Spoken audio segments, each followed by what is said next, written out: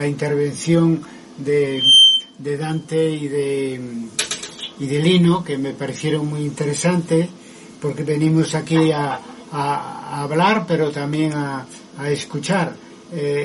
Ya dije en mi conferencia que tenemos noticia de esta reivindicación de un colegio de historiadores en el Perú desde hace cuántos años, ¿no? Y ahora lo entiendo mejor, porque en España no hay ninguna institución que una o asociación a los historiadores, sino que las que existen son por áreas académicas, ¿no? O sea, que en ese sentido está muy fragmentada la profesión. Y la Academia de la Historia, pues naturalmente, como pasa en vuestros países, es una institución pública pagada por el Estado. Es decir, es verdad que gestiona un archivo y tiene una serie de funciones establecidas, necesarias, etcétera, pero no es un órgano creado por los historiadores, ¿no? Entonces, para tener autonomía hay que organizarse.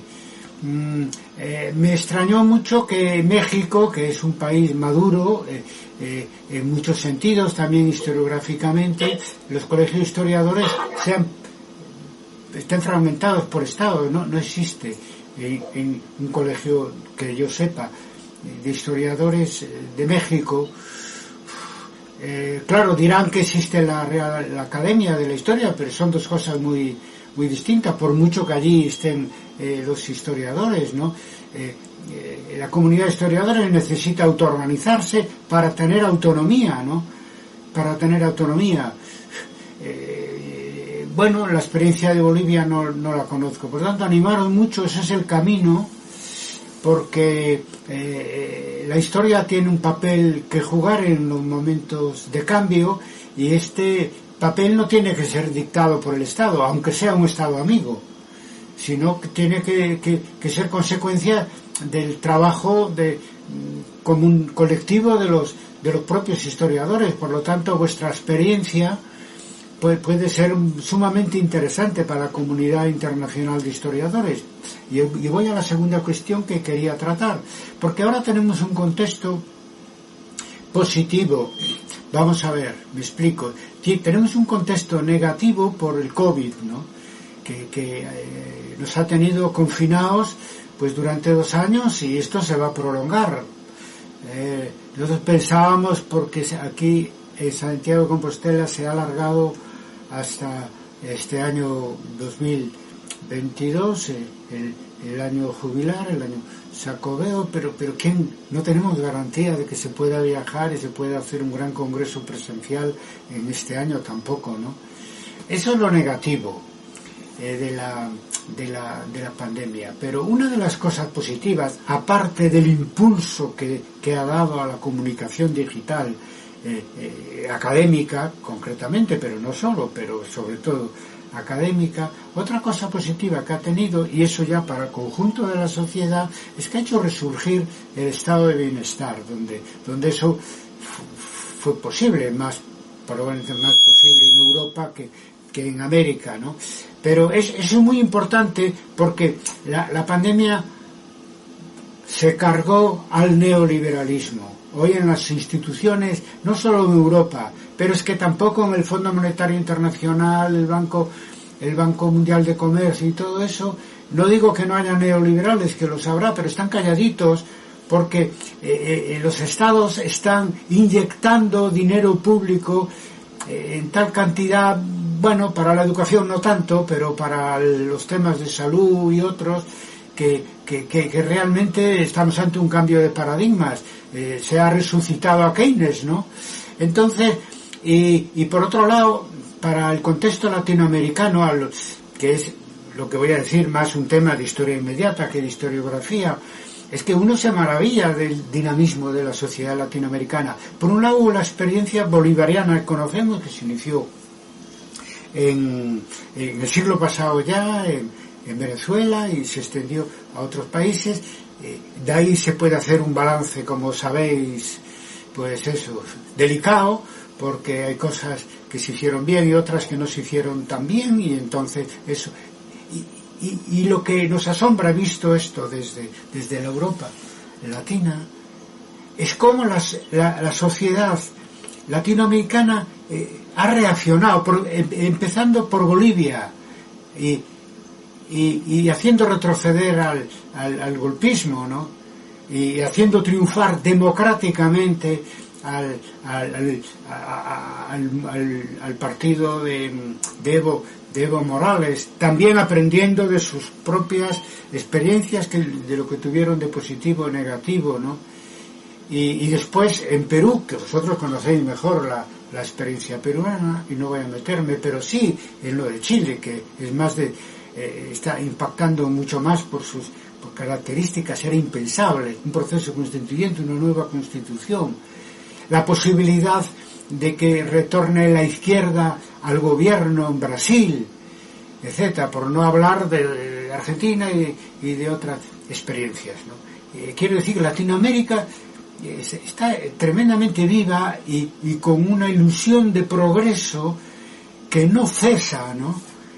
Y viviendo experiencias que salen unas bien, otras mal y otras regular, pero sin perder el hilo. Otra vez se vuelve, y las mayorías sociales generan mayorías electorales. Yo es que eso, que soy de la generación del 68, me trae a la memoria a Salvador Allende, ¿no? Eso es lo que a Allende le hubiera gustado, lo que él intentó y pagó con su vida. Se está consiguiendo que la democracia sirva para la transformación social. Otra cosa que sepamos o se sepa hacer mejor o peor. Quiero decir que es un contexto latinoamericano de una sociedad civil que se está moviendo. Bueno, lo que sí he seguido es la movilización de la sociedad civil peruana, que llevó al cambio de gobierno último, etcétera, como también pasó antes en Chile, y etcétera. Pues con toda esa ebullición social y ese deseo de progreso colectivo, es que la historia que nosotros reivindicamos es que se encuentra como el pez en el agua. Lo que pasa es que necesitamos instrumentos para implementar todo eso. Nosotros hemos encontrado la historia de debate, que siempre se ha movido en el ámbito internacional, y para nosotros el instrumento puede ser y va a ser, creo yo, el colegio de historiadores. La comunidad de historiadores tiene que jugar un papel en estos cambios que están sucediendo, y los cambios que están sucediendo en el mundo pasan en buena medida por América Latina, y la historiografía latinoamericana tiene que ser capaz de estar a la altura de las circunstancias, y vosotros lo estáis intentando, siempre que se entienda lo que yo estoy diciendo como esferas autónomas unas de otras, pero que viven como peces que viven en el mismo lago, ¿no? Pero que son especies distintas, ¿no? Y el historiador es una especie distinta del político. Eso, yo que estuve en la política en la época del tardofranquismo y de la transición, como le tocó a toda mi generación, ¿no? Y también a la vuestra ahí en los años 70, como todos sabemos, ¿no? Pues puedo deciros que son dos tipos de actividades distintas, que pueden ir en la misma dirección, pero que marca la dirección de hacia dónde tiene que ir el oficio historiador, la historia que se escribe, somos los historiadores. Parece mentira que tengamos que estar defendiendo eso así. A veces son medios de comunicación los que quieren tener sus historiadores de cabecera, sus intelectuales orgánicos, decía Gramsci, sus historiadores orgánicos. Pero bueno, ¿a dónde vamos? Yo creo que una de las grandes virtudes que tiene la universidad, sobre todo la universidad pública, es la libertad con la que podemos trabajar, pero eso no es útil si no lo podemos hacer colectivamente, y necesitamos herramientas. Para nosotros, en el ámbito latino internacional, ha sido y es Historia de Debate. Para vosotros debe ser el Colegio de Historiadores del Perú, que puede servir de ejemplo para otros países. Quizá a lo mejor en España también alguien se anime a que necesitamos una asociación general de historiadores. Por cierto, que en Estados Unidos existe, ¿no? No todo allí es malo, ¿no? Existe y a veces se ha sentido muy sacudida por los acontecimientos, desde la guerra de Vietnam a la guerra del Irak últimamente, ¿no? Curiosamente. Por lo tanto, sí es posible. Hay países que tienen asociaciones de historiadores, y también se trata de la orientación que tenga esa asociación, ¿no? Claro, si es para refugiarnos en nuestros despachos y nuestros archivos y bibliotecas, pues para eso no necesitamos organizarnos. Lo hacemos cada uno por nuestra cuenta, y de alguna manera hay que hacerlo obligatoriamente, porque nuestro trabajo está, pues eso, claro, rodeado de libros, rodeado de documentos en nuestros cubículos, etcétera, ¿no? Por lo tanto, si hay que terminar esto de alguna manera por mi parte, es decir que viva el Colegio de Historiadores del Perú. A la historia posmoderna, al posmodernismo como filosofía, que es lo que nos debe preocupar, o que a mí cada vez me preocupa menos, ya le dediqué algo de atención. Pues la historia posmoderna, ¿qué puede ser eso? Aparte de una pose académica, ¿qué puede ser eso? ¿Qué contenido puede tener? Hablando en rigor, quien ha promovido esto ha sido un sector de la academia norteamericana.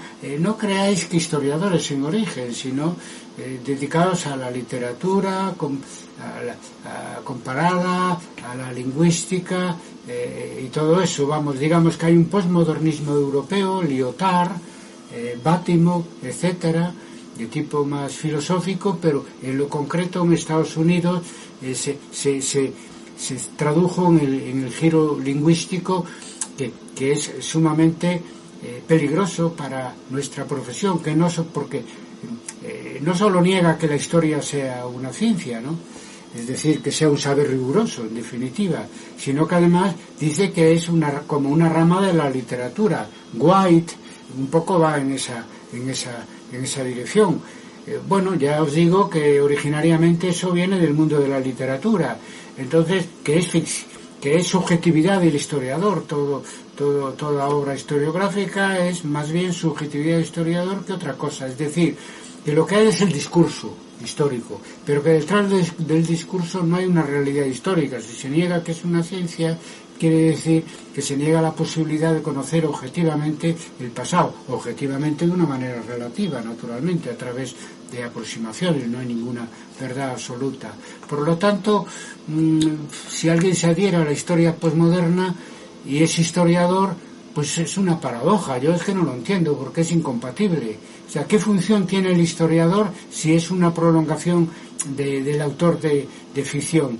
Así como el autor de ficción crea relatos, nosotros creamos relatos de ficción, nosotros creamos un relato historiográfico, que hay apoyándose en datos, etcétera, pero que lo fundamental es lo que se le ocurre al historiador que debe ser o que es la historia. Yo reivindico naturalmente que la historia la hacemos los historiadores, pero claro, a partir de las fuentes históricas, sobre la base de una realidad a la que pretendemos aproximarnos de una manera creciente, a través de la metodología, a través del estudio, del debate, de la reflexión, etcétera, etcétera. Entonces, negar eso, pues es contradictorio con el oficio de historiador. Por lo tanto, ser posmoderno y historiador a mí me parecen incompatibles, salvo que sea una pose, porque hay eso del pos eso y el pos lo otro, como dice el posmarxismo. Bueno, pues ¿qué es eso? Es el marxismo, ¿no? Actualizado, lo que sea, pero el posmarxismo, bueno, pues posmoderno, peligrosísimo, ¿no? Es una pose y muy peligroso, porque, claro, dice, no, la modernidad, la ilustración, el progreso, todo eso son paparruchas. Pero ¿cómo? Es que no se puede llegar a ese grado de lucubración más ajeno al mundo en el que vivimos. Para la gente no son tonterías esas cosas de la modernidad, ni la ilustración, ni del progreso. Y el historiador tiene que tener los pies en la tierra.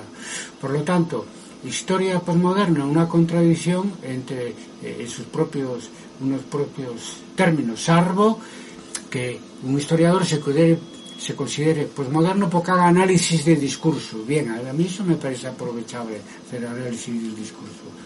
Pero eso, transformar eso en una filosofía de la historia o un concepto general aplicable a lo que es la historia, pues me parece una barbaridad. Pues muy bien, es una metodología como interesante. De hecho ya se hace análisis de textos y discursos, no nos queda más remedio, trabajamos con documentos y tenemos que hacer análisis de discurso todos los días, pero ahí no hay una especial innovación. La innovación del posmodernismo es eso, decir que fracasó la idea de progreso, fracasó la modernidad, fracasó la ilustración. Entonces, bueno, pues algunas veces pienso de verdad que es mejor a veces al académico ponerlo en su propio despacho allí y que se mueva con los discípulos que quieran oírlo y nada más, porque eso desde el punto de vista social, colectivo, público, eso sería el fin de la historia entendida como profesión.